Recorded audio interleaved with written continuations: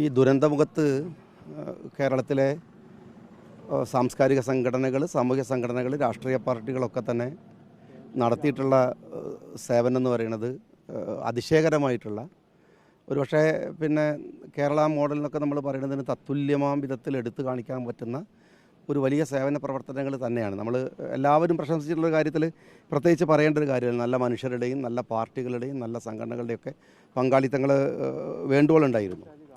നമ്മളെപ്പോഴും പറയാറുള്ളൊരു കാര്യം എന്താ വെച്ചാൽ, ഈ കേരള മോഡൽ എന്ന് നിരന്തരമായിട്ട് പറഞ്ഞുകൊണ്ടിരിക്കുന്ന ഒരു വിഭാഗമാണ് നമ്മൾ. പക്ഷേ കേരള മോഡൽ എന്ന് ഇനി നാളെ ചരിത്രം അറിയപ്പെടാൻ പോകുന്ന അത് ഒരുപക്ഷെ ഇപ്പോൾ സംഭവിച്ചിട്ടുള്ള ഈ ദുരന്തത്തെ എങ്ങനെ നമ്മൾ കൈകാര്യം ചെയ്യുന്നു എന്നത് വെച്ചിട്ടായിരിക്കും. അതുകൊണ്ട് ഒരു മലയാള മോഡലിൻ്റെ, കേരള മോഡലിൻ്റെ ഒരു ആ പറച്ചിലിനെ മുമ്പിൽ നിൽക്കുന്ന ഒരു ത്രെട്ടാണ്. ശരിക്കും പറഞ്ഞാൽ ഒരു വലിയ വെല്ലുവിളിയാണ് ഈ ദുരന്തം ഉണ്ടായിരിക്കുന്നത്.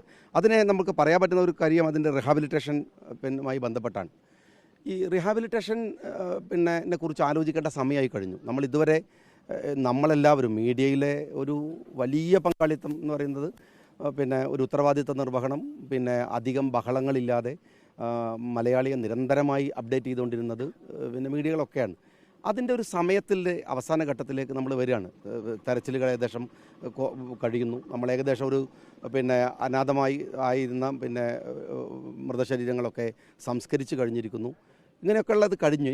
ഇനി റിഹാബിലിറ്റേഷൻ്റെ ഒരു പ്രശ്നമാണ് എല്ലാവരും ബാക്കിയുള്ളവരുടെയൊക്കെ അനുഭവിക്കുന്ന ഒരു വലിയ പ്രശ്നമുണ്ട്. ഇതിനെങ്ങനെ ഇപ്പോൾ നിരന്തരമായി സംഘടനകളുടെ ഓഫറുകളും പലതരത്തിലുള്ള വാഗ്ദാനങ്ങളൊക്കെ നമ്മൾ കാണുന്നുണ്ട്.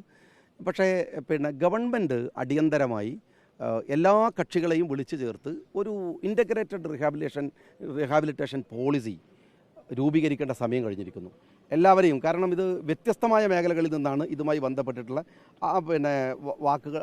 വാഗ്ദാനങ്ങളൊക്കെ വന്നിട്ടുള്ളത്.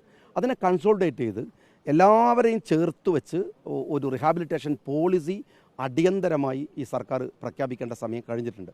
ഇവിടെ ചില ഡിമാൻഡുകൾ, ഇപ്പോൾ നമുക്കറിയാം, നമ്മളുടെ ഈ ഒരു വന നിയമമുണ്ട് നാട്ടിൽ. അത് ഭൂമിക്ക് ഭൂമി എന്നാണ്. നിങ്ങൾ ഒരേക്കർ ഭൂമിയാണ് വനം ത്തിൽ നിന്ന് നിങ്ങൾ എടുക്കുന്നതെങ്കിൽ ഒരേക്കറിന് തത്തുല്യമായിട്ട് ഉള്ള ഭൂമി നിങ്ങൾ വനത്തിന് തിരിച്ചു കൊടുക്കേണ്ടുന്ന ഒരു നിയമം, വന നിയമം ഉള്ള ഒരു പ്രദേശമാണ്. പ്രത്യേകിച്ച് വയനാട്ടിൽ അത് വല്ലാതെ പലയിടങ്ങളിലും പാലിക്കപ്പെട്ടിട്ടുള്ളതാണ്. ഇതിന് തത്തുല്യമായ വിധത്തിലുള്ള റിഹാബിലിറ്റേഷൻ ആയിരിക്കണം നടക്കേണ്ടത്.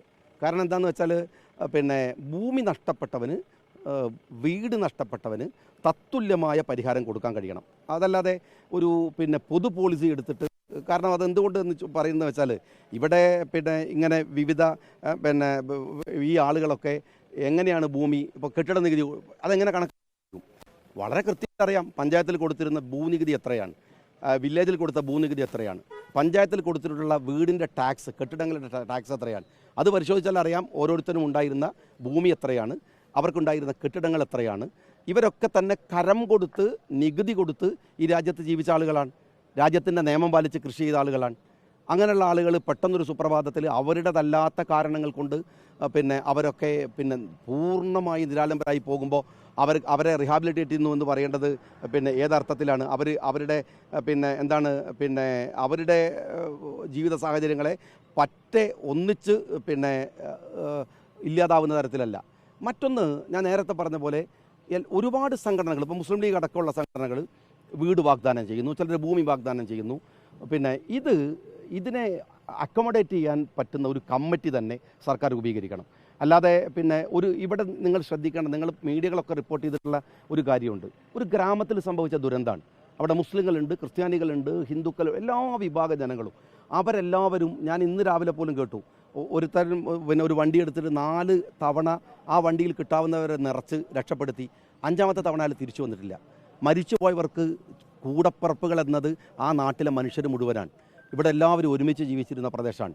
പള്ളിയും അമ്പലവും ചർച്ചും ഒക്കെ ആയിട്ട് ജീവിച്ചിരുന്ന ആളുകളാണ്.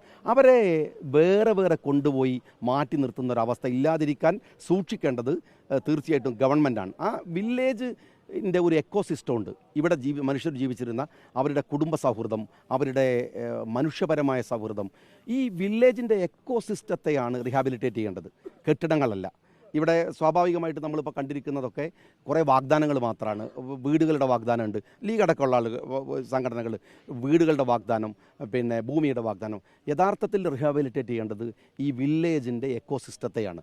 അവിടുത്തെ മനുഷ്യർ പഴയ ജീവിച്ചിരുന്ന, അല്ലെങ്കിൽ മരിക്കാൻ പോകുമ്പോൾ കൈ കൊടുത്ത് അവരെ രക്ഷപ്പെടുത്താൻ ശ്രമിച്ചിരുന്ന കുറേ ആളുകളുണ്ടായിരുന്നു. അവർക്കൊക്കെ അതിന് തത്തുല്യമായ തരത്തിൽ ജീവിക്കാൻ കഴിയുന്ന ഒരു എക്കോസിസ്റ്റത്തെ റിഹാബിലിറ്റേറ്റ് ചെയ്യണം. അപ്പം റിഹാബിലിറ്റേഷൻ നമ്മുടെ നാട്ടിൽ ഒരു ഏറ്റവും മോശപ്പെട്ട ഒരു പോളിസി, നമ്മുടെ നാട്ടിൽ റിഹാബിലിറ്റേഷൻ പോളിസി എന്താണെന്ന് വെച്ചാൽ, അന്താരാഷ്ട്ര തലത്തിൽ റിഹാബിലിറ്റേഷൻ ഒരു പരിഗണന എങ്ങനെയാണെന്ന് വെച്ചാൽ, റിഹാബിലിറ്റേറ്റ് ചെയ്യപ്പെടുന്നവർക്ക് VVIP പരിഗണനയാണ്.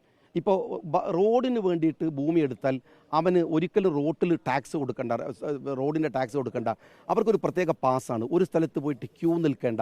എന്ന് വെച്ചാൽ ഒരാൾ 50 കൊല്ലം 60 കൊല്ലം ജീവിച്ചിരുന്ന ചുറ്റുപാടിൽ നിന്ന് പറിച്ചറിയപ്പെടുമ്പോൾ അവൻ്റെ 50 കൊല്ലത്തെ ജീവിത സാഹചര്യങ്ങൾ അവൻ രാജ്യത്തിന് വേണ്ടി സമർപ്പിക്കുകയാണ്. അതുകൊണ്ട് അവനിനി ക്യൂ നിൽക്കരുതെന്നാണ് അന്താരാഷ്ട്ര തലത്തിലുള്ള പോളിസി. അവനിനി ഒരു സ്ഥലത്ത് പോയിട്ട് നോക്കി നിൽക്കരുത് ആവശ്യങ്ങൾക്ക് വേണ്ടിയെന്നാണ്. അങ്ങനെ എത്തിച്ചു കൊടുക്കുന്ന പരിഗണനയുണ്ട്.